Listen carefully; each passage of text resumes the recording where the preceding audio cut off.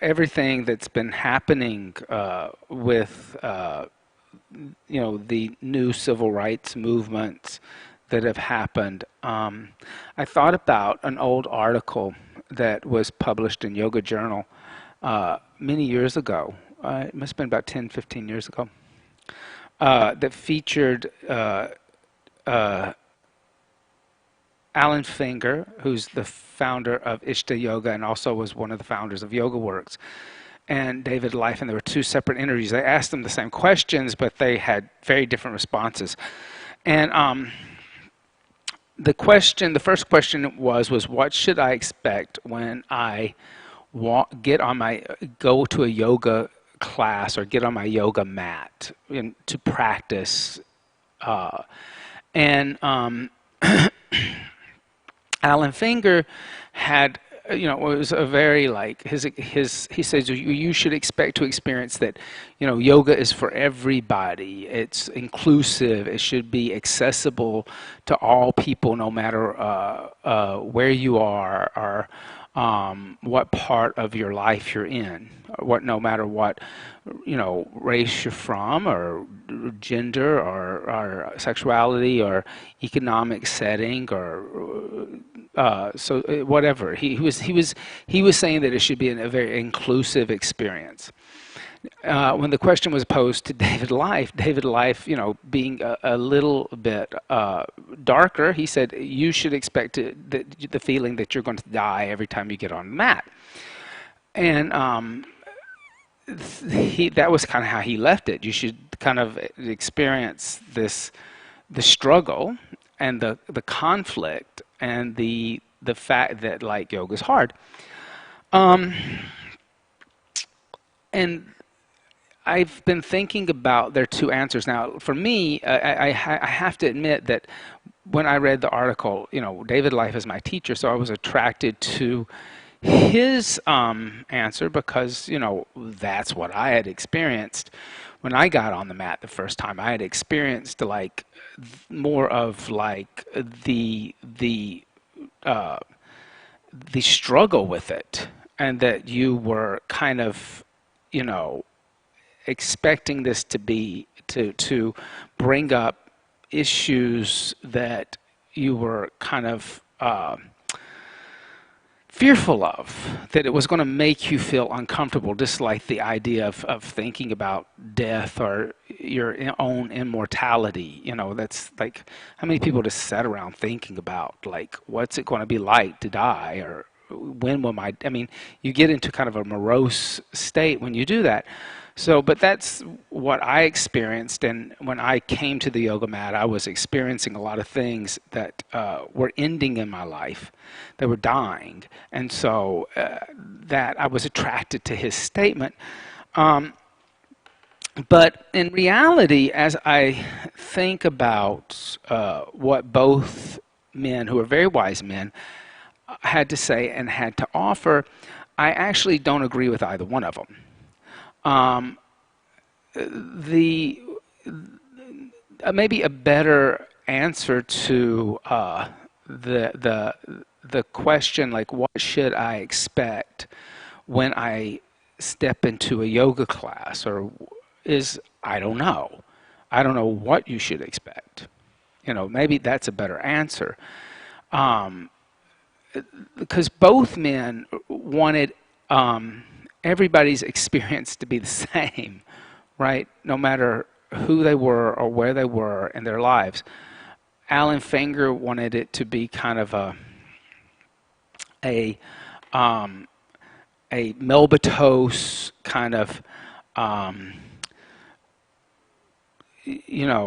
beige experience that had no extremities to it, and that everybody kind of felt comfortable in kind of a bath of unflavored Jello. And David wanted everybody to kind of experience the harshness and the darkness of their lives. But in reality, the person is only going to experience what they can experience at the time when they step onto the mat for the first time or the second time or the third time. Every time they come to their mat, they're going to experience what they should be experiencing in their life because of where they are karmically in their life. Where they are, if you believe in past lives, if you believe that people keep coming back and experiencing things where they left off as a learning process, the things that one person may be experiencing in this lifetime, in this body, in that form, are very different than the person beside them. And actually, we can't even look around the room and say that, oh, everybody should be experiencing the same emotions and the same ideas and the same concepts. Um, that that actually, both responses actually devalues the individual journey and experience. Um, you know, some people are going to come to the yoga mat for the first time, or the meditation cushion, or even the philosophical teachings of yoga, the spiritual teachings of yoga, and they're going to have a a aha moment, like a light bulb's going to go off, and they're, because they're picking up where they left off, and it's going to be kind of an easy foot into the water, just into the deep end and taking a swim. Other people are going to come to the yoga mat, their meditation cushion, the spiritual teachings of yoga, the philosophical teachings of yoga, and they're going to walk away with a very difficult understanding, because those teachings may challenge who they feel like they are, or what their value systems are. And if yoga is not for them at that moment, and that they've been exposed to it, the seed has been planted, even one experience. But if they're not ready to explore those things, they're going to walk away, and that's fine. Nobody should try to say, oh, it's for everybody. It may not be right at that moment for you. Some people are going to only experience the teachings of yoga as hatha yoga, which is only dealing with the gross body and a physical practice, and they're not ready to handle or explore even a meditation that's guided, where they just have to sit still, right? The other people are not really going to be interested in trying to put their foot behind their head and 100 sun salutations and 20,000 chaturangas, and they're going to want to gravitate to a teaching that is more intellectual and pondering, using the mind and the ideas of the inner self. And each one of these experiences are unique, and they're real, and to kind of blanket across the board what anyone's experience in life should be is like, well, you should experience this, or you should experience is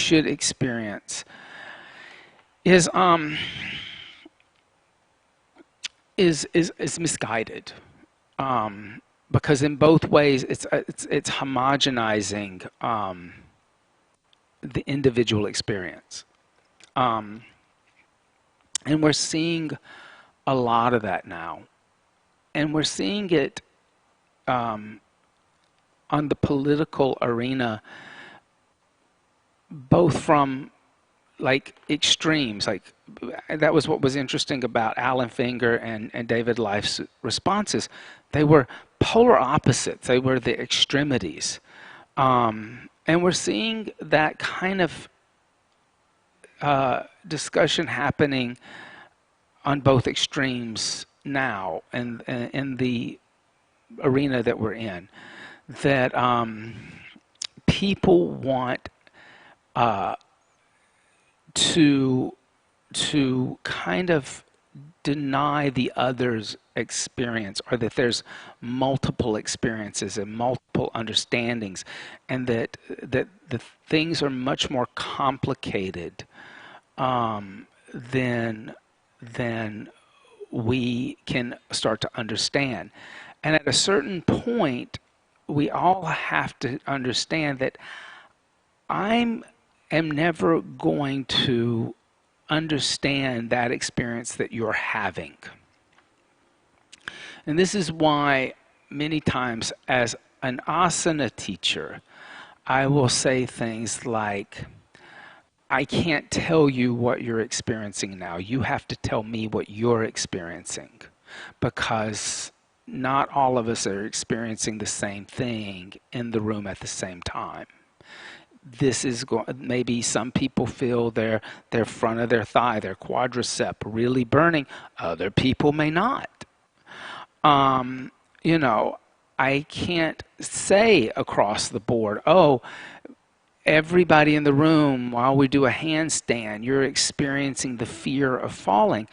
I have had students who have spent many hours perfecting their handstands, who had no fear of handstand. In fact, they had become such professionals at a handstand that they had kind of forgotten what it was like to be fearful to come into it. I experienced that with a teacher student who had like an amazing handstand practice that had been perfected so to the point where when they taught a workshop, another teacher went to it and she was like, she's a little uncompassionate to those that are like struggling, because she had forgotten what it was like to struggle, because she didn't struggle with it anymore. So you can't say make a across the board statement like, oh, you're all experiencing the fear of falling, the fear of death.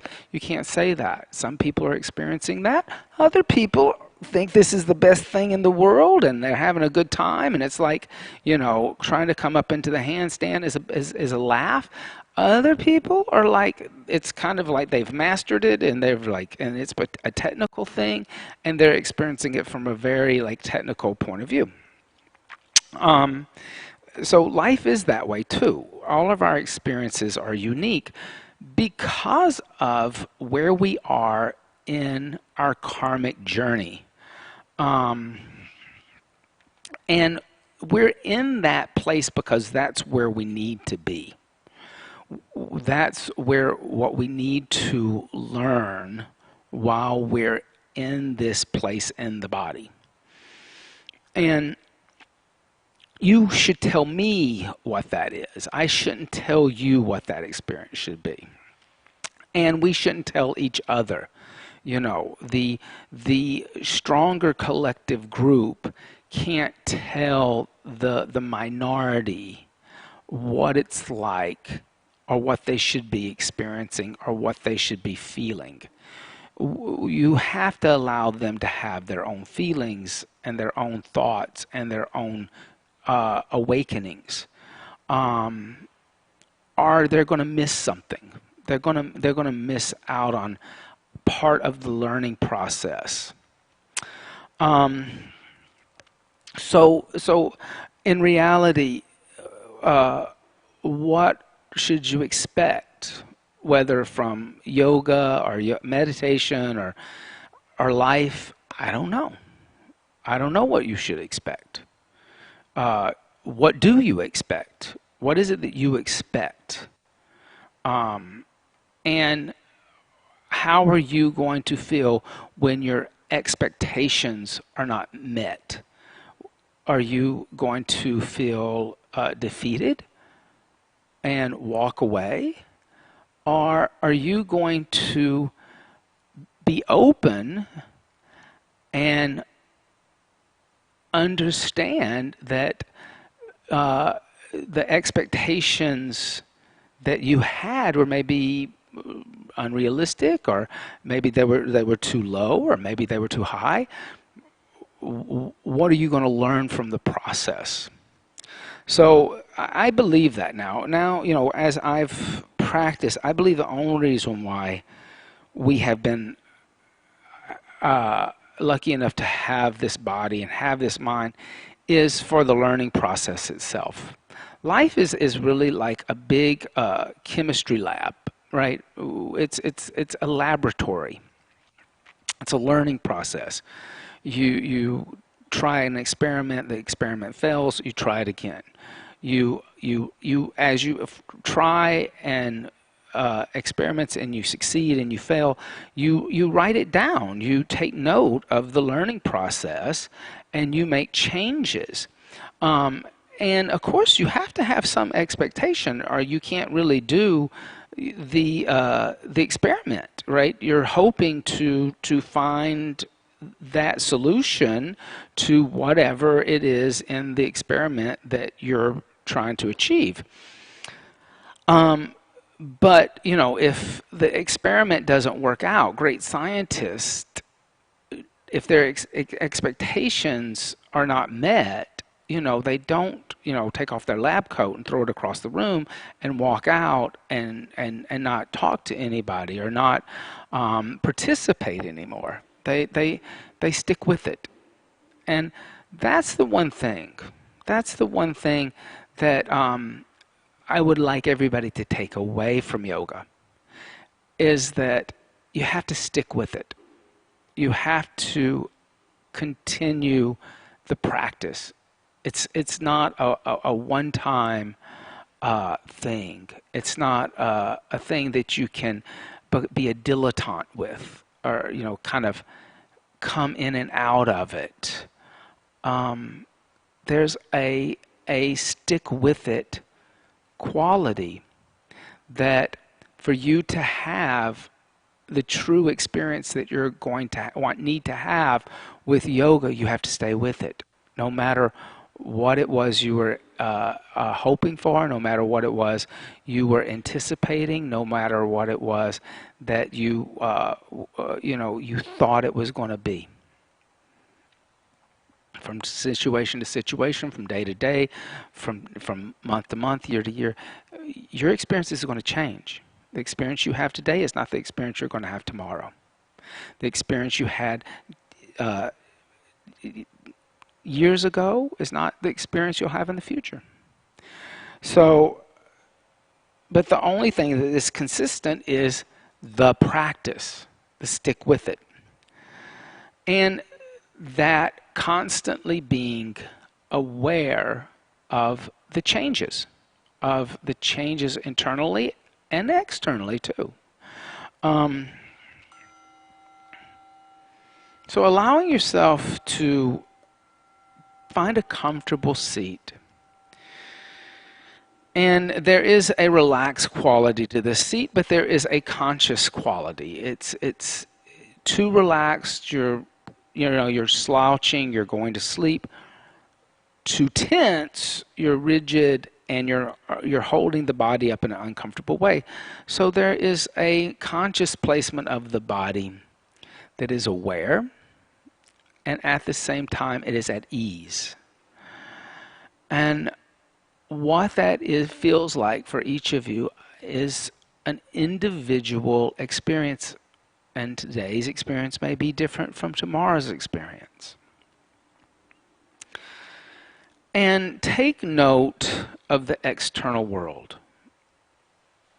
But then, as you note it, the sounds around you, the environment, let go of that and bring your senses inward. Notice the mind, the thinking mind, the mind that creates a dialogue.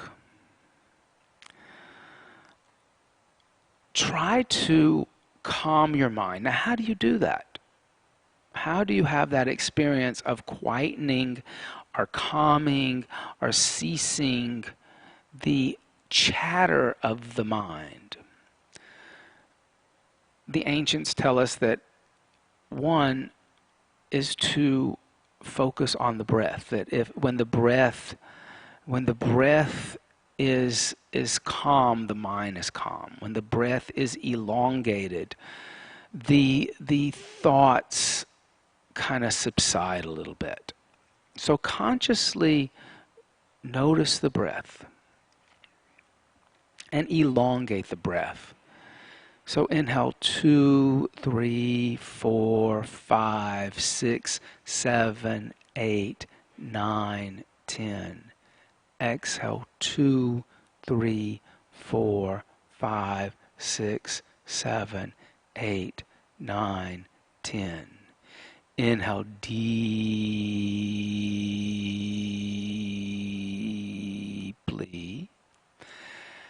Exhale deeply.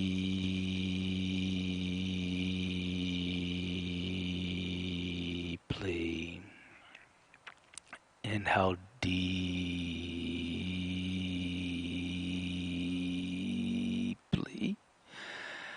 Exhale deeply.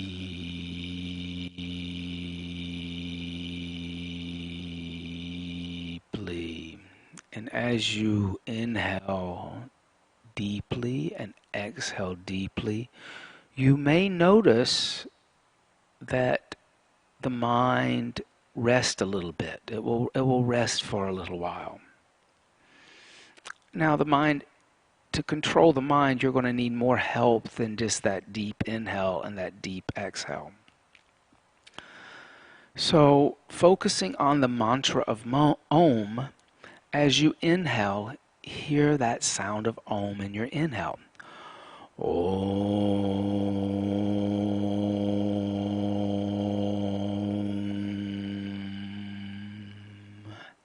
As you exhale, hear and experience that vibrational sound of Om on your exhale. Om.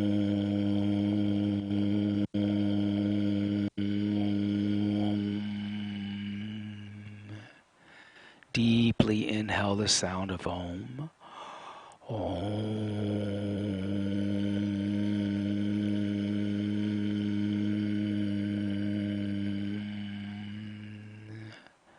Deeply exhale the sound of Om.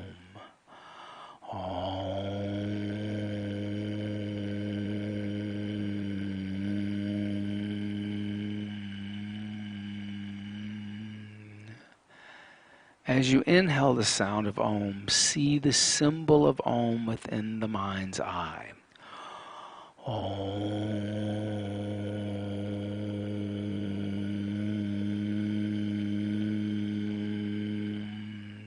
As you exhale, see the symbol of Om within the mind's eye. Om.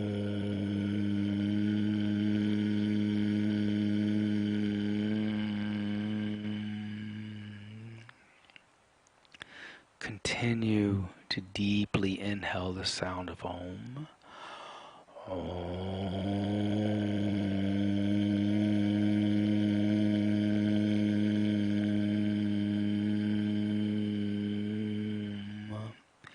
Continue to deeply exhale the sound of Om. Om.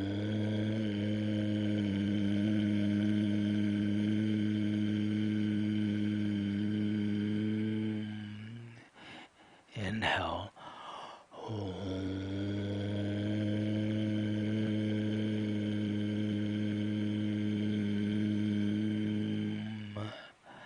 Exhale. Om.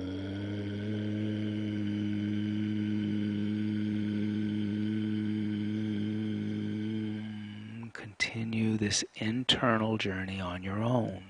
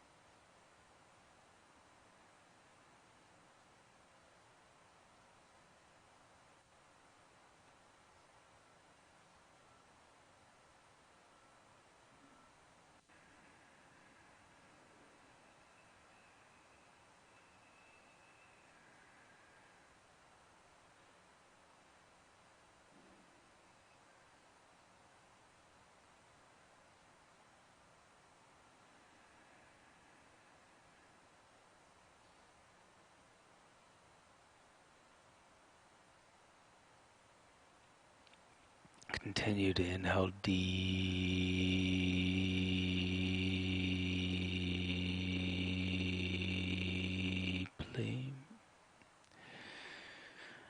Continue to exhale deeply.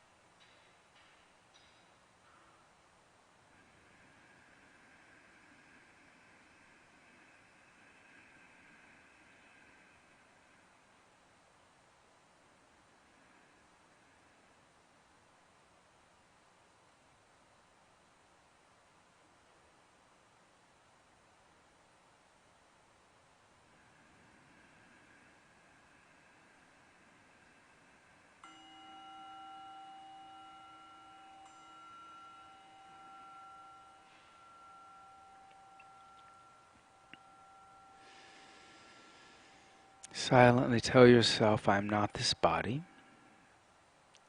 Silently tell yourself, I'm not this mind. Silently tell yourself, you're not these thoughts. And silently tell yourself, you're not these emotions. Tell yourself you're a Swayambakashit, self-illuminating, infinity, eternal, everlasting light.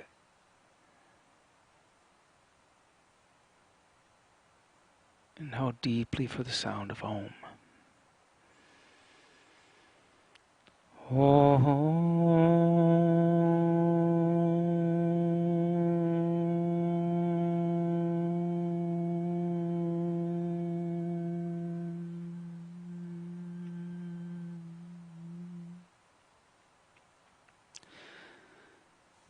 Bringing the hands together, rubbing the hands together, building heat within the hands. Bring the hands over the eyes. Allow the heat from the hands to be absorbed into the eyes. Bring the hands across the forehead, the top of the head, the back of the neck. Bringing the hands together in prayer, bowing the head slightly, allowing the thumbs to touch the forehead. Acknowledging the teachings of yoga from the past, the present, and those that are still yet to be revealed. Om Bolo Sadguru Bhagavan Ki Jai. Thank you all so much for joining me on today's meditation. I will see you tomorrow. And, one of the ways to really understand your unique experiences is to journal after your meditation or your practice. So that's a really good way to kind of self-analyze what you're experiencing and that you understand what you're experiencing. Take time. You don't have to write a lot. Just a couple of sentences or a couple of words even. It's not about being a writer. It's about just taking time and just thinking about the experience that you have in the practice.